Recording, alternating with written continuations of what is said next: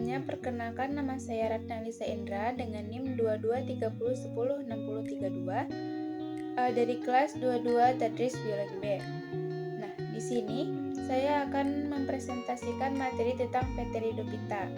Dan presentasi saya kali ini, kita akan membahas materi tentang klasifikasi Pteridophyta, ciri-ciri dari Pteridophyta, dan peranan tumbuhan paku.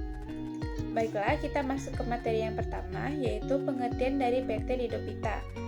Nah, Pteridophyta sendiri atau tanaman paku merupakan divisi dari kingdom Plantae yang anggotanya memiliki akar, batang, daun sejati, serta memiliki pembuluh penyangkut. Pteridophyta berasal dari kata petron yang berarti sayap bulu dan piton yang berarti tumbuhan, sehingga Pteridophyta merupakan tumbuhan paku yang tergolong dalam tumbuhan kormus berspora, di mana tumbuhan ini menghasilkan spora dan memiliki susunan daun yang umumnya membentuk bangun sayap, yaitu pada puncuknya yang terdapat bulu-bulu.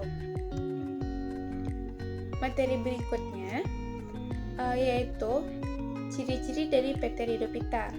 Pteridophyta sendiri memiliki ciri-ciri akar, batang, dan daun memiliki berkas pembuluh angkut berupa xilem dan floem.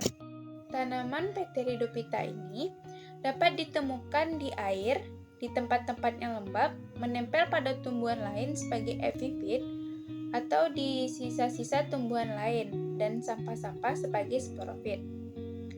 Dia tidak menghasilkan biji, tetapi dia menghasilkan spora.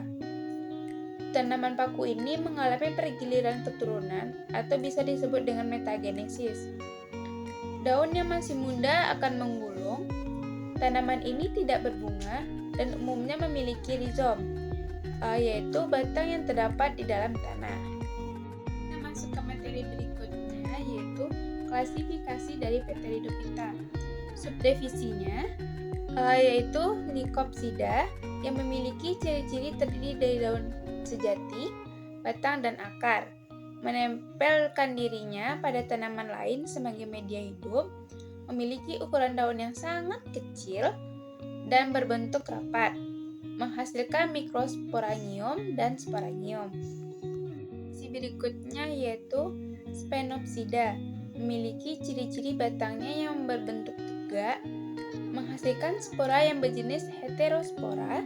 Pada bagian batang mengandung kadar silika yang tinggi dan menyenangi daerah rawa yang lembab.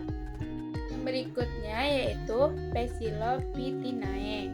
Tumbuhan ini tidak memiliki daun sejati dan akar sehingga mempunyai tunas-tunas rizoid yang menggantikan fungsi dari akarnya tersebut. Bagian batangnya ditumbuhi daun-daun kecil berbentuk sisik dan tidak memiliki pertulangan daun. Batang dari Psilophytinae atau paku purba mengandung klorofil sehingga dapat melakukan proses fotosintesis.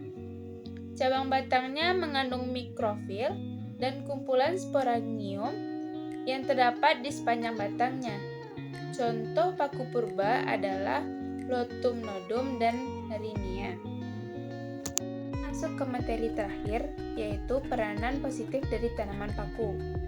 Nah, tanaman paku sendiri dapat dijadikan sebagai bahan pangan. Sebagai contoh dari spesies yang dapat kita jadikan sebagai bahan pangan, yaitu semanggi. Tumbuhan paku juga dapat digunakan sebagai tanaman hias, contohnya adalah supir, dan ada beberapa tanaman paku yang dapat digunakan sebagai pupuk hijau, contohnya Azolla pinnata. Bahkan, ada juga tanaman paku yang dapat berfungsi sebagai bahan obat-obatan, contohnya Lycopodium clavatum. Dan tanaman paku juga ada yang berfungsi sebagai penggosoan, contoh spesiesnya adalah Equisetum sp. Mungkin hanya itu presentasi saya pada kali ini. Jika ada terlebih dan terkurang, saya mohon maaf. Saya sudahi dengan Assalamualaikum warahmatullahi wabarakatuh.